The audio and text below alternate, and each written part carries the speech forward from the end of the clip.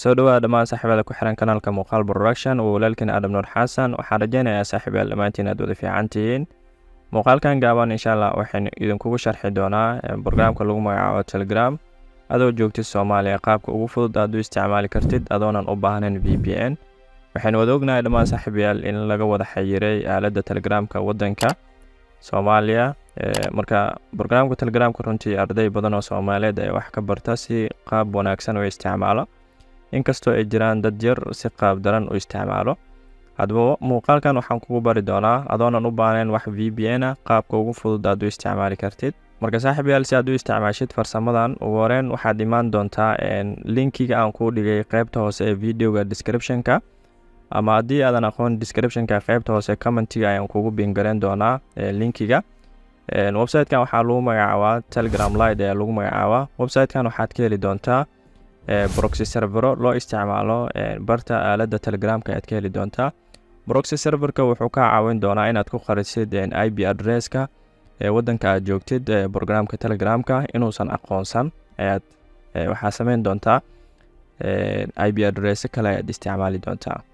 marka proxy server-ka iyo VPN-ka oo kale, VPN-ka telefonka guud ahaan ayuu ka saameynaya markaa ku xirtid, laakiin proxy server-ka waxaad u isticmaali kartaa aaladda Telegramka kaligiisa. marka website-ka markaa soo booqatid qaybta hoose aad scrolling u soo sameyn doontaa. marka proxy serveradan oo meesha ku xusan dhamaantooda waad isticmaali doontaa wadamada meesha kaaga muuqdo oo kale. marka barnaamijku markuu sidan kugu furan yahay wax kood kuma soo dhacay haddii aad continue aad dhahdid. ugu horreyn waxaad sameyn doontaa marka proxy serveradan meesha kaaga muuqdo wadamada mid ka mid ah aad isticmaali doontaa. wadankan oo kale hadda Iran oo kale, wadamada midkaad u baahan tahay waxaad sameyn doontaa calaamadda connecting-ka oo ka horeeya oo kale connect ayaad leedahay. tusaale hadda Iran oo kale connect ayaan leeyahay, kadib fariintan ayuu kuu soo saari doonaa okay aad leedahay. okay markaad dhahdid Telegramka midka officialka aad dooran doontaa. dhowr Telegram haddii kugu jiro, kuwan kale oo Telegramyadan kale aanan midka officialka aanan ahayn oo kale koodadka uma soo dhacayo. marka waxaa sameysaa midka officialka aad isticmaali doontaa. kadib sidaan ayuu kuu soo bandhigi doonaa. markaa Telegramka officialka aad soo dooratid, proxy server-ka aad soo dooratay ayuu sidaan kuu soo bandhigi doonaa. waxaad leedahay markaa connect proxy ayaad leedahay. qaybta sare markaad fiirisid oo kale hadda ay wareegsanayso oo kale hadda calaamad sax tig ayaa soo fuushay.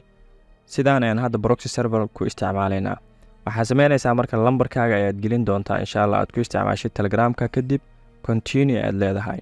continue markaad dhaadid waxaad sugi doontaa SMS-ka kuu soo dhici doona aad sugi doontaa, kadib waxaad gelin doontaa fariinta SMS-ka. waad u jeedinayaan filayaa saaxiibayaal barta Telegramka hadda sidaan aynu ku isticmaalaynaa adoonan u baahnayn wax VPN ah. marka sidoo kale haddii sidaan uu ka yahay barta Telegramka telefonkaaga uu kugu jiro oo kale connecting-kaas uu taagan yahay, waxaad sameyn doontaa isla website-ka qaybta hoose aan kuu dhigay aad imaan doontaa. waxaad dooran doontaa marka wadankaad u baahan tahay proxy serveradan ayaad dooran doontaa. markaad dooratid okay aad leedahay, waxaad sidoo kale dooran doontaa application-ka Telegramka telefonkaaga version-ka kugu jiro.